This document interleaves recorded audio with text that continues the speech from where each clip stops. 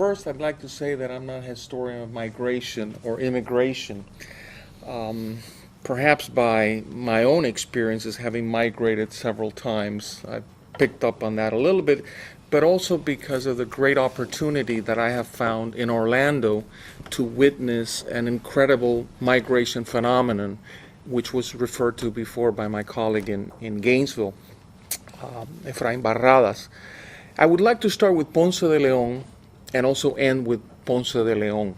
And I think that I'm doing that so that we can connect the studies that are being proposed with the present reality and the desires of students and teachers, museum goers, etc.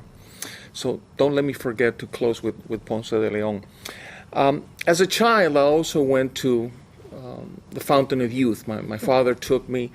I must confess that I was not impressed at all, having been to Atahualpa's ransom room in Peru. It struck me at that early age as a tourist trap, although I learned of the term later. What did impress me, however, was as a school, as a student in Puerto Rico, a field trip to Old San Juan where we saw the mummified body of Ponce de León.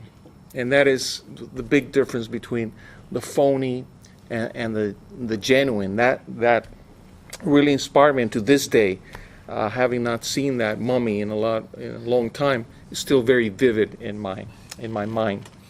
I arrived in Orlando 5 years ago and recognized what was happening in the midst of Central Florida. And I'm referring to the Latinization of Central Florida, particularly the massive Puerto Rican immigration and how it has transformed the region.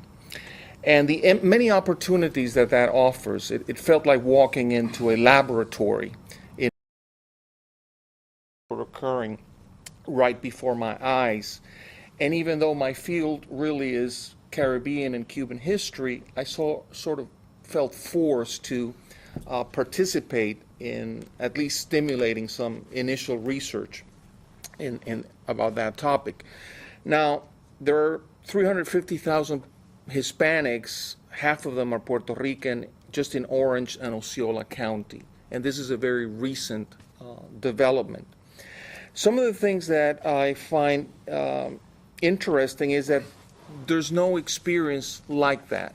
And actually, my colleagues may shed more light on this, but I don't think that the paradigms that exist to study Latinos in the United States fit very well with what's happening in Central Florida. For one thing, as you know, Latino studies is dominated by Chicano studies. There's a lot of emphasis and energy about Puerto Rican studies, particularly in the Northeast. Cuban American studies is sort of I think a marginal field within Latino studies in many regards, for some interesting reasons that I don't have time to go into. But there's a convergence of groups in Orlando that is unique. Also the middle class composition. The fact that there are Puerto Ricans coming from the north, Puerto Ricans coming from the island, and already a generation of Puerto Ricans born in that region. Puerto Rico, which is a society that I've been studying for many years, is still a mystery to me in many regards. And one of them is understanding the historical experiences of Puerto Rico, the great fluidity, the proximity to the United States culturally and in many regards, still strikes me as a very hierarchical society in which last names, ancestry, all of those things matter more, I think, than they should for historical reasons. And yet Orlando becomes some sort of a frontier, a social frontier. I have a good friend who has one of these last names, these from a Basque last name, which is sort of a sign of being a member of the elite. And a friend of his told him, well, why are you going to Orlando from Puerto Rico? Here you are a such and such, his last name, in Orlando, you're nobody. And I think that is, in and of itself, a very interesting angle for study. In terms of the state of the research, I can say that very little has been done and nothing has been published. There will be a number published by the Centro de Estudios Puertorriqueños in Hunter College of the Centro Journal dedicated exclusively to Puerto Ricans in Central Florida. So this is just beginning. There's some oral history projects. We were talking about preservation of sources. Well, it's very important that we preserve these old sources from the 1500s. What about the sources of the 21st century, which are so hard to get? Newspaper collections, for example. Also, one of the ways in which that population has transformed the landscape is politically. I was doing some research for that, for my piece in that volume, and I wanted to see the political trajectories in Orange County. The last time, well, Obama carried Orange County by 20%. The last time anybody had carried, any Democratic president had carried Orange County was back in 1944 with Roosevelt. Those are very significant transformations.